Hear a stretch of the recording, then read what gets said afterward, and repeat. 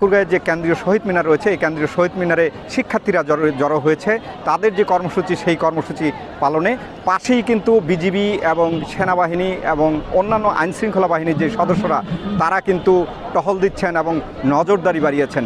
তারপরেও এখানে শত শত শিক্ষার্থী তারা কিন্তু এসছে এবং তাদের যে কর্মসূচি বাস্তবায়ন করা, সেটি কিন্তু বাস্তবায়ন করার লক্ষ্যেই তারা একীভূত হয়েছে।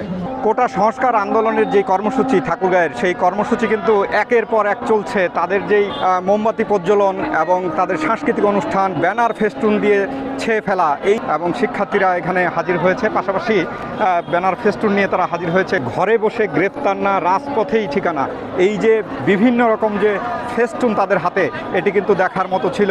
এবং হাজারো শিক্ষার্থী ঠাকুরগাঁও জেলা স্কুল বড় মাঠে সমবেত হয়েছে এবং হাতে হাতে মোমবাতি তারা নিয়ে আছে। যে প্রতিবাদের ভাষা, সেই ভাষা কিন্তু অবলম্বন করছে, এমনটি কিন্তু আমরা দেখতে পাচ্ছি।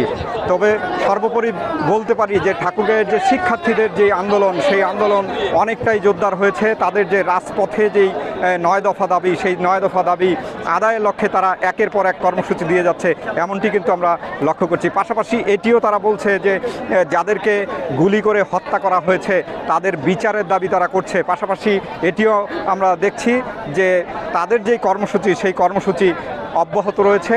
এবং সর্বোপরি বিষয় যে তাদের প্রতিদিনের যে এক এক রকম কর্মসূচি, সেটি কিন্তু মানুষকে অনেক বেশি সাড়া দিয়েছে এবং স্বতঃস্ফূর্তভাবে শিক্ষার্থীরা এবং অভিভাবকরা তারা হাজির হচ্ছেন প্রত্যেকটি প্রোগ্রামে, এমনটি আমরা লক্ষ্য করছি।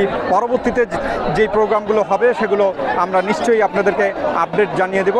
আমরা দেখছি যে একদম শান্তিপূর্ণ পরিবেশে তাদের যেই কর্মসূচি, সেই কর্মসূচি পালন হচ্ছে এবং তাদের কর্মসূচিতে কোনো রকম আজকে পুলিশের বাধা আমরা দেখি নাই। এবং আইনশৃঙ্খলা বাহিনীর যারা সদস্যরা রয়েছে, তারাও কিন্তু তাদের দায়িত্ব পালন করছেন, আশেপাশে তারা রয়েছেন এবং তারা দায়িত্ব পালন করছে।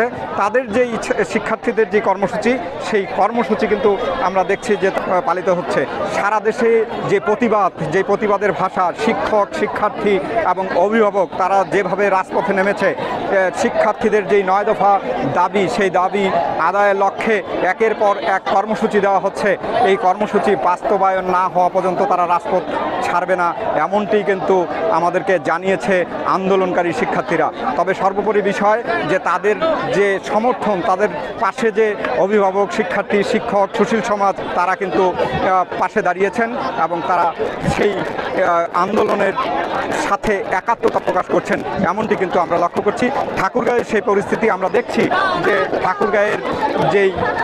ঠাকুরগাঁয়ের যেই কর্মসূচি, সেই কর্মসূচিগুলো সেভাবেই পালন হচ্ছে।